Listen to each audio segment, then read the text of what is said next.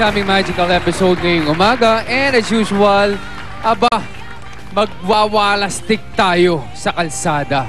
Sa pamamagitan ng kapuso nating out there, isa na namang kakaibang magic trick. Ano naman kaya maging reaksyon ng mga kapuso natin on the streets sa ating kakaibang magic trick? Kaya eto, panoorin na natin.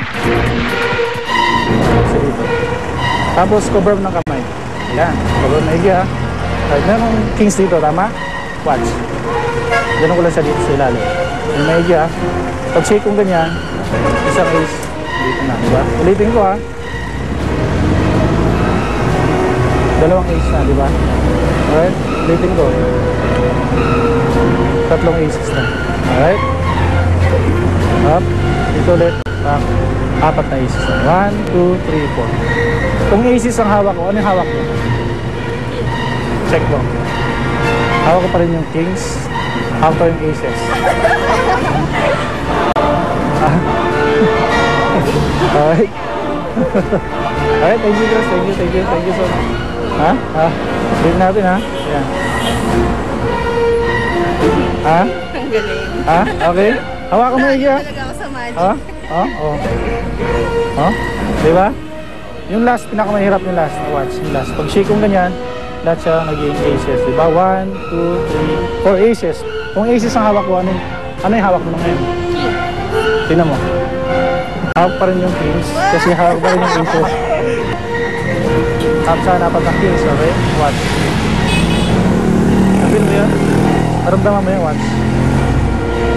Ha? Hawakan mo, hindi pa tapos, okay? Hawakan mo higi ha? Okay, yan. Napin mo yun? Okay. Ha? Alright. Dalawang ace na, okay? Dito natin ha? Yan, napin mo yun? Alright. Yung last pinakamahirap, cast mo yung shadow mo. Napin mo yun? Lahat siya apat na aces na. 1, 2, 3, 4 aces. Okay, kung hawak ko yung aces, ano yung hawak mo ngayon? Tingnan mo, check mo.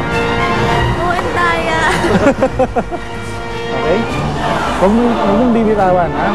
Kasi merong apat na king dito. Pag ginanyan ko siya, na-feel mo yun, lilipat yung isang alas dito, di ba? Huwag ko maigi ha, ulitin ko ha. Ayan, na-feel mo yun? Okay, watch. Dalawang alas na, di ba? Okay, naramdaman mo ba? Okay, ayan, na-feel mo yun? Tatlo na, di ba? Yeah? Alright, now watch. Ayan, na-feel mo yun? Oh, wala pa. Ito gagawin pa. Wala pa. Oh, tuwas yung shadow. Ayan, nakita niyo? Ayan. Lahat na siya. 1, 2, 3, 4 aces. Kung hawak ko yung aces, ano yung hawak mo? Kings? Okay, check mo. Hawak ko pa rin yun. Okay, matapos natin bumilib sa nakakaaliw na transposition card trick, alamin naman natin ang sikreto sa likod ng special slicing power ni Kuya JB. Akalain mo, honey, nakakabiyak siya, nakaka-slice siya. Walang gamit kutsilyo. Wala. Kaya nga sa bahay niya sa kusina, wala rin kutsilyo yan eh. Nakapagluto sila lang, hindi sila lang gumagamit ng ano. Yes, kaya, tutukan nyo kami. Huwag kayong aalis dahil babalik pa ang Love ni Mister. Love ni Mrs.